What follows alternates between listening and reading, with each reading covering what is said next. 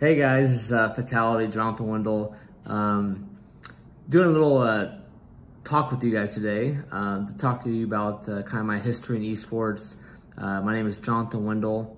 My nickname is Fatal1ty. I'm a 12-time world champion at playing FPS games, and just recently got inducted to the Esports Hall of Fame.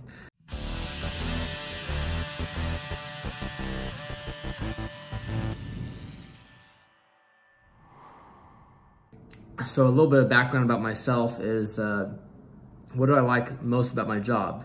Obviously playing games is an amazing opportunity, to play games for a living and train and practice and compete and all those amazing things. I guess the best thing, would be, traveling the world, getting to meet a lot of different people, a lot of different cultures in the world. But for me, I'm a competitor, so I love competition. I love practicing. I love getting into the battle of it, all of it, and playing against the best players in the world. So it's a way of testing myself. I played an individual game primarily, 1v1 deathmatch games, and in that it was very satisfying and also very painful at the same time. If you won, you knew you were the best, and if you lost, you knew you sucked. So I love that kind of pressure on me, and that was kind of like one of the more amazing things when I was competing professionally, was having that kind of rush and feeling. But yeah, traveling the world, seeing the world, competing with the best players in the world, and then obviously winning was been the kind of the best part of my job. What inspired you to make a profession out of esports? Is the next question. Well,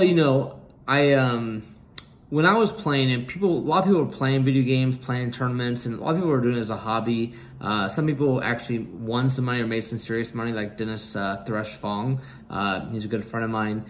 He won a Ferrari for playing video games back in the 90s. And when I came around, I was playing the mid 90s to like late 90s, but I was just playing in tournaments around the Midwest and playing against the best players I could find in my area. And I won all those tournaments, but I never got a chance to go to the big ones just because didn't have the resources and so forth to make it happen. But obviously with the internet coming out and being more powerful in the late 90s and 2000s, it allowed me to train with the best players in the world right from my home. I didn't have to go to a LAN center or internet cafe to get high-speed internet. This allowed me to play from wherever. And so, basically what inspired me to make a profession of it was just that, I just thought it'd be really cool to travel around the world playing video games when I was 18. Even when I was a teenager, I thought it was cool because I saw other people doing it.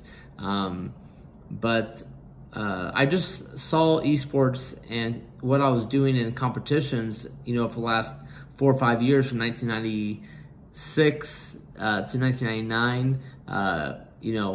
For the last 3 or 4 years, I've been traveling these tournaments and playing, and I didn't really see any difference of me playing the game and playing a traditional sport. And I come from traditional sport background. I played sports my whole life.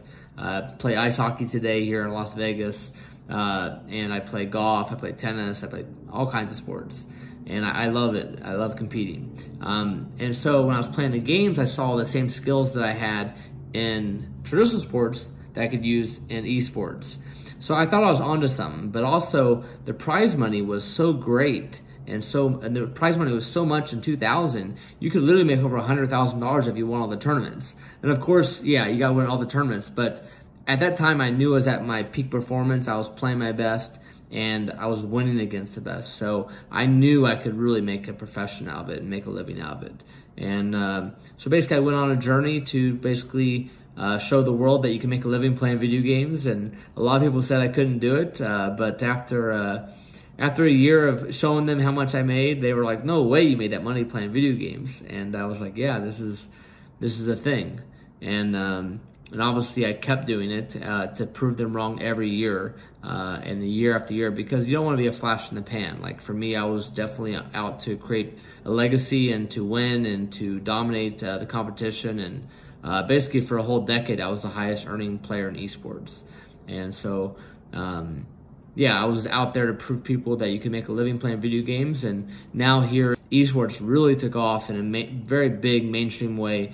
Players making millions of dollars in many different ways, not only from playing games, but also being influencers and so forth. So really the decade of esports really booming mainstream was like 2010, 2020, where players really could make a living at it. When I was doing it, I was making money from obviously winning tournaments, but also building a brand and a lifestyle brand for myself, for making products for gamers. And I've been doing that for over 17 years now.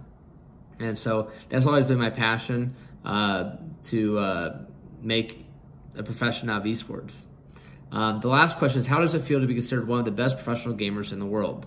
Well, it took a lot of hard work. I don't think people really realize how hard it is to be a professional gamer and also be a world champion. It's a lot of work. It's really, really a lot of dedication. You gotta sacrifice a lot. You gotta I sacrificed my friends, my family, and so forth. And my new friends were, people I train with and play with. So I had to kind of swap things around a little bit, but and then I just had a demeanor to never give up, to always practice, to always train. My slogan is always practice, practice, practice. If you're not practicing, you should be practicing. That's the only way you can be number one in anything. You gotta practice, practice, practice. And so that was one of my famous quotes from MTV True Life. It was basically when esports got its first glimpse of mainstream media covering us. And I ended up winning that tournament on MTV, which is really cool. And they re-aired that episode for like 13 years. It was good free PR. But yeah, I mean, that was kind of my drive to be one of the best professional gamers in the world. And I was able to do it with relentless pursuit to be the best and to train and practice, harder than anyone. So sometimes you have to sacrifice things to get what you want. And for me, I sacrificed a lot of my younger years to be the best gamer in the world. And I think if anyone wants anything, they really got to be able to sacrifice things, because if you want it that bad, you got to go get it. Another thing I kind of always talk about, I mean, obviously not,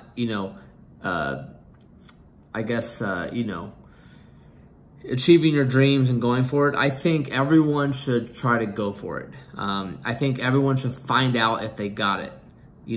Find out if you have what it takes to be the top person in whatever you're doing, and go for it. If it doesn't work out, always have a backup plan. Education is important. Like, I was gonna go back to college if gaming didn't work out. I was gonna start my career and so forth. But the thing is, I always think that people should always give it that one big shot, that one big push effort to find out where they stand. And I think that will help you just, going through life, that, you gave it your best and you tried something you're really passionate about. And then you never know, you might end up in a position where you're doing exactly what you wanted to do. Hope you guys enjoyed this little short video by me. This is Fatal1ty, and go practice, guys. Thanks, guys. Have a good one.